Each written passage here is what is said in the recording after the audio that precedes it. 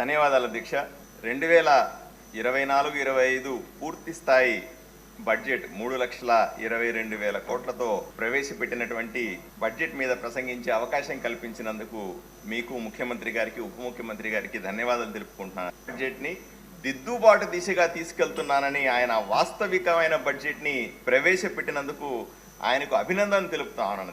గౌరవ ప్రధాని నరేంద్ర మోదీ గారు 4 సార్లు ముఖ్యమంత్రి 3 సార్లు ప్రధానమంత్రిగా పనిచేస్తున్నటువంటి నరేంద్ర మోదీ గారు వికసిత భారత్ పేరుతో ప్రవేశపెట్టినటువంటి బడ్జెట్కు అనుగుణంగా ఆంధ్రప్రదేశ్ ముఖ్యమంత్రి గౌరవ శ్రీ నారా చంద్రబాబు నాయుడు గారు సుమారు 40 సంవత్సరాల రాజకీయ అనుభవంతో 4వసారి ముఖ్యమంత్రిగా ప్రమాణ స్వీకారం చేసిన ఆయన అనుభవంతో ఈరోజు స్వర్ణాంధ్ర 2047 ఆయన ఆశీస్సులతో వస్తున్న ఈ బడ్జెట్ చాలా చక్కగా వచ్చినట్టుగా నాకు అనిపిస్తుంది అధ్యక్ష.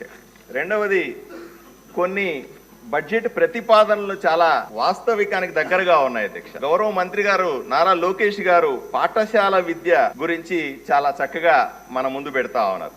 జీవో 117 రద్దు చేయడం అన్నది ఈ రోజు అత్యవసరమైనటువంటి చర్య అధ్యక్ష. ఎందుకంటే మనం ఎన్నోసార్లు విమర్శించాం, గత వైఎస్ఆర్సీపీ ప్రభుత్వంలో ఈ జీవో వల్ల సుమారుగా 2,40,000 మంది పిల్లలు పాఠశాల విద్యకు దూరమైనారని చెప్పాం. దాని స్థానంలో కొత్తగా మోడల్ ప్రైమరీ స్కూల్ తీసుకొస్తుండడం, అదేవిధంగా టీచర్ల సంఖ్యను పెంచడానికి మెగా డిఎస్సి ద్వారా ప్రయత్నిస్తుండడం చాలా హర్షించదగ్గ విషయం.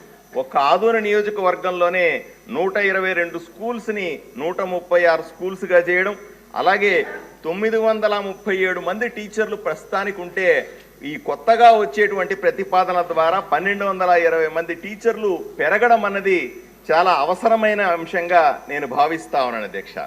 అన్ని స్కూళ్లలో కూడా ఒకే రోజు పేరెంట్ టీచర్ల మీటింగు ఏర్పాటు చేసి మమ్మల్ని అందరినీ దాంట్లో భాగస్వామ్యం చేసినందుకు నారా లోకేష్ గారికి ప్రత్యేకంగా అభినందనలు తెలియజేస్తా ఉన్నాను అధ్యక్ష. అదే సందర్భంలో ఎన్నో స్కూల్స్, ఉదాహరణకి ఆదోనిలో ఉన్నటువంటి మైనారిటీ ఐఐటి స్కూల్ కానీ, రెసిడెన్షియల్ స్కూల్స్ కానీ, జూనియర్ కాలేజ్ కానీ కేంద్ర ప్రభుత్వం డబ్బులతో కట్టినప్పటికి కూడా ఈ రోజు కూడా దాంట్లో స్టాఫ్ రిక్రూట్మెంట్ లేకపోవడం వల్ల అవి ప్రారంభం కాలేదు అధ్యక్ష. ఇటువంటి ఎన్నో రాష్ట్రంలో ఉన్నాయి, వీటి మీద దృష్టి పెట్టాల్సిందిగా నేను విన్నవించుకుంటున్నాను అధ్యక్ష. అలాగే ఉన్నత విద్య కోసం 2,500 కోట్ల రూపాయల్ని ఈ ప్రభుత్వం కేటాయించింది. రాష్ట్రంలో చాలా ప్లేసెస్లో జూనియర్ కాలేజీలకు కానీ, డిగ్రీ కాలేజీలకు కానీ సొంత భవనాలు లేకపోవడం చాలా దారుణమైన విషయం అధ్యక్ష.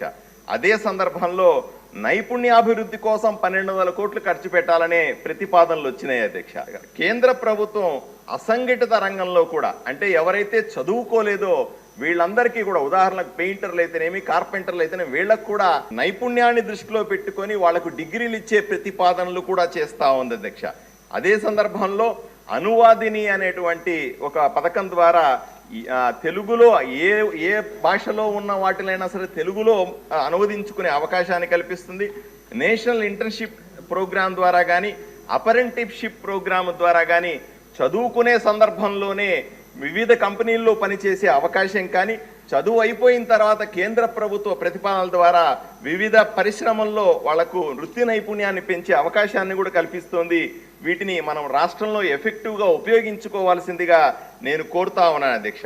అదే సందర్భంలో కేంద్రం కూడా ముద్రా లోన్లు, అంటే సుమారుగా 50 కోట్ల మందికి ఈ సంవత్సరం ముద్రా లోన్లు, ఈ ఆర్థిక సంవత్సరంలో ముద్రా లోన్లు ఇచ్చినటువంటి ఘనత నరేంద్ర మోదీ ప్రభుత్వానికి. ఇంకొక ముఖ్య విషయాన్ని ఇక్కడ ప్రస్తావించాలనుకుంటున్నాను అధ్యక్ష. ఆంధ్రప్రదేశ్లో మహిళా స్వయం సహాయక సంఘాలు 10 లక్షలకు పైనే ఉన్నాయి. 35,000 కోట్ల బ్యాంక్ లింకేజ్తో 99.6% రికవరీతో దేశంలోనే మొట్టమొదటి స్థానంలో మన రాష్ట్రంలోని మహిళా స్వయం సహాయక సంఘాలు ఉన్నాయి. వీళ్లకు నైపుణ్యాన్ని జోడించగలిగితే తప్పనిసరిగా బ్రహ్మాండమైన ఫలితాలు వస్తాయని నేను నమ్ముతా ఉన్నాను అధ్యక్ష. అదే సందర్భంలో వ్యవసాయ అనుబంధ రంగాలకు 13,500 కోట్ల కేటాయింపులు ఎంతో గొప్ప విషయాన్ని. పిఎం కిసాన్ సమ్మాన్ నిధి పేరుతో రైతులకందరికీ కూడా పెట్టుబడి సాయాన్ని అందించి 12 కోట్ల మంది రైతులకు దేశంలో నరేంద్ర మోదీ ప్రభుత్వం సహకారాన్ని అందిస్తా ఉంది అధ్యక్ష. దాన్ని ఆదర్శంగా తీసుకొని ఈరోజు అన్నదాత సుఖీభవ పేరుతో కేంద్రం ఇచ్చే 6,000 రూపాయలతో పాటుగా రాష్ట్ర ప్రభుత్వం కూడా 14,000 రూపాయలు యాడ్ చేసి ఏదైతే ఎన్నికల సందర్భంలో వాగ్దానం చేశామో దాన్ని నిలబెట్టుకోవడానికి కేటాయింపులు చేయడం చాలా గొప్ప విషయంగా మనం భావించాల్సిన అవసరం ఉంది అధ్యక్ష. ఇదే సందర్భంలో రైతు భూసార కార్డులు దేశవ్యాప్తంగా మోదీ ప్రభుత్వం 24 కోట్ల రైతులకు సాయం చేస్తూ ఉంది. అలాగే పిఎం ఫసల బీమా కింద 60 కోట్ల మంది రైతులకు, అలాగే మద్దతు ధర మొన్ననే మనం ఒక విషయాన్ని గమనించాల్సింది అధ్యక్ష.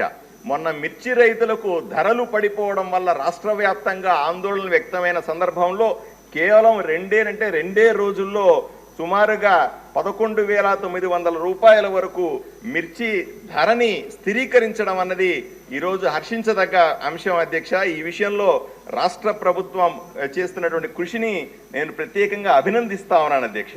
అలాగే ఇప్పటిదాకా రైతులు ఆత్మహత్యలు చేసుకోవడంలో 3వ స్థానంలో ఉన్నటువంటి ఆంధ్రప్రదేశ్, కౌలు రైతుల ఆత్మహత్యల్లో 2వ స్థానంలో ఉన్న ఆంధ్రప్రదేశ్ని ఈరోజు కూటమి ప్రభుత్వం ఏర్పడిన తర్వాత అటువంటి పరిస్థితులు లేకుండా రాష్ట్రాన్ని అభివృద్ధి చేసే దిశగా నడపడాన్ని నేను ఎంతో గొప్పగా చూస్తున్నాను అధ్యక్ష.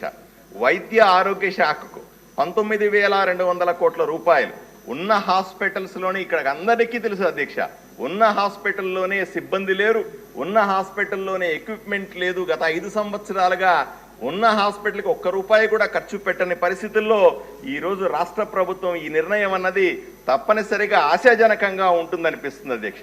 తల్లి పిల్లల హాస్పిటల్ అయినా సరే, ప్రాథమిక ఆరోగ్య కేంద్రాలను అభివృద్ధి చేయడానికి ఈ కేటాయింపులు ఎంతగానో ఉపయోగపడతాయని నేను భావిస్తున్నాను అధ్యక్ష. ప్రతి సంవత్సరం కూడా మనం ఆరోగ్యశ్రీ కోసం సుమారు ఈ సంవత్సరం వరకు 4,000 కోట్ల రూపాయలని ఖర్చు పెట్టే అవకాశం ఉంది అధ్యక్ష. ఒకసారి ఆలోచన చేయండి అధ్యక్ష. ఈ సూచన రాష్ట్ర ప్రభుత్వం కూడా ఒకసారి ఆలోచన చేయాల్సిన అవసరం ఉంది. ఒక్క సంవత్సరం 4,000 కోట్ల రూపాయల ఆరోగ్యశ్రీ డబ్బులతో రాష్ట్రంలో ఉన్నటువంటి హాస్పిటల్స్ అన్నిటినీ బాగు చేసుకునే అవకాశం ఉంటుంది. అదేవిధంగా రాష్ట్రంలో ఉన్నటువంటి సిబ్బంది నియమించుకునే అవకాశం కూడా ఉంటుంది.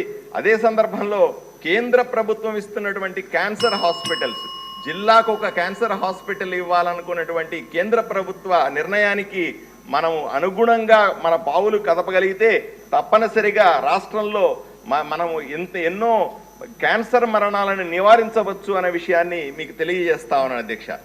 ఈ ఒక్క సందర్భంలో రాష్ట్ర ప్రభుత్వం తీసుకుంటున్న మరో నిర్ణయాన్ని మనము ప్రశంసించాలి అధ్యక్ష. మధ్యతరగతి వారికి కూడా ఆరోగ్య బీమా ఇవ్వాలనుకుంటున్నటువంటి సుమారుగా 2,50,000 వరకు కూడా ఇన్సూరెన్స్ ద్వారా ఆరోగ్య బీమా ఇవ్వాలని, ఈ 2,50,000 నుంచి 25 లక్షల వరకు కూడా ఆరోగ్యశ్రీ ద్వారా ఈ బీమాను అందించాలన్నటువంటి నిర్ణయం మధ్యతరగతి వారికి చాలా అనుకూలమైన నిర్ణయంగా